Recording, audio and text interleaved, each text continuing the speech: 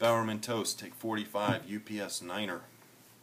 We all know that Ed loves his toys, and if you can't tell by his car, it looks more like a NASA space shuttle than it does an actual Lexus. The guy loves his toys. He's been like this forever. When we were little kids, Ed had like a 5 million piece Lego set that took nearly our whole bedroom up, and he would not let anybody touch it. For some reason, if he had to leave his Lego set behind, he would do an inventory and roll call of every piece, every block, every little man, everything, their last action that he put them in, and he would come home and check it to make sure no one was touching his stuff. And one day he found out someone's touching his stuff, all his Legos, and it would only be like one piece. It would be a hat missing or an arm cocked back or something like that. And Ed instituted a vigil where he would watch his Legos from then on out to make sure no one was touching them. And he pretty much had it narrowed down to Jay, that he was the one touching them, to see if Ed would notice. And it was like not that particular moment, but when we were little like that, I started to admire Ed because he had the coolest toys. He always had the new stuff. It was awesome. And I thought he was 10 feet tall. I used to carry newspapers for him, go on, the paper routes and stuff, bike rides with him, you name it. Fast forwarding a few years, and Ed's Legos turned into Ed's mountain bike. And we all remember this mountain bike was electric blue. It had the Tickle Me Elmo on the handlebars. It drove the ladies nuts, everything, And these two were inseparable. You never found the bike alone. And one July day, I trotted down the basement and I saw this majestic beauty, and it was left unattended. And about 10 seconds of deciding whether I should dare take it or not, I'm on South Broad Street, and I'm going 13 miles an hour, and man, I'm telling you, it felt like 100. I had the slobber everywhere. It was gross, right? And for a second, I thought I was 10 feet tall, and it was one of the greatest feelings I ever had in my life, followed by one of the worst feelings I ever had when I hit a parked car.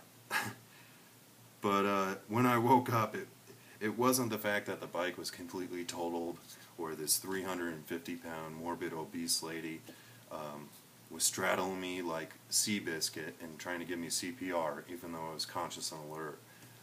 It wasn't any of that. It was the fact that I let him down. And it was a walk of shame back to the house from the car that night after the hospital trip. And Ed took it pretty well. He got over it. I still got the crick in my neck, but, we're good now, And I realized then that something that he loved so much, and he got over it, that Ed had some really good qualities about him as an older brother. He has, like, the divine ability to get over stuff and forgive people and unconditional love. And he's been a great brother and a great tutor and mentor and everything over the years, and show me what's right and what's wrong and everything like that. And I just want to say, man, you were 10 feet tall back then. You're 10 feet tall now. I want you to continue to be 10 feet tall and show me the way. And I'm glad that you found your one and you're happy and everything. So I love you, man, and enjoy your new life. Now, Christine. When I met Christine, I thought, hey, nice girl, didn't really know her. And a couple of summers ago, I got that chance to play catch up, get in touch with the little Christine.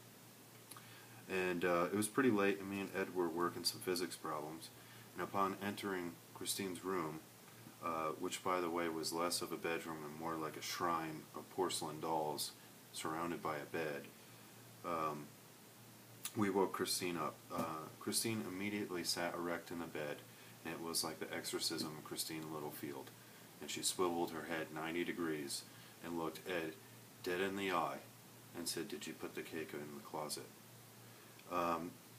Two things went through my head at this point.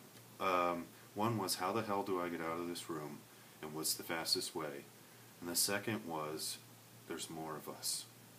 And at this time, I knew this was a match. And since then we've all grown very close, and we welcome you into the family and everything. And we're proud that you guys two, you two found each other, and we're all proud of you, and we love you guys. So,